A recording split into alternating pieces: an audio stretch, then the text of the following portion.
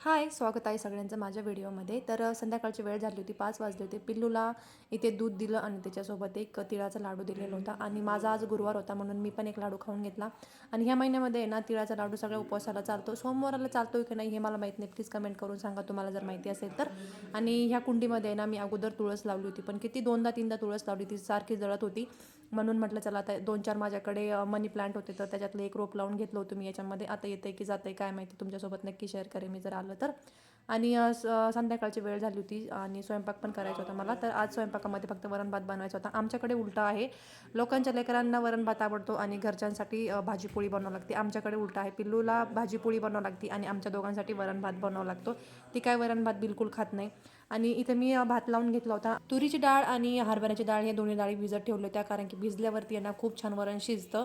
नंतर वरण वगैरे शिजून घेतलं आणि नंतर मग दिली वरणाला फोडणी. तर चला व्हिडिओ इथेच एंड करूयात. भेटू पुढच्या मिनी ब्लॉगमध्ये. तोपर्यंत तुम्ही नक्की व्हिडिओला सबस्क्राईब करा.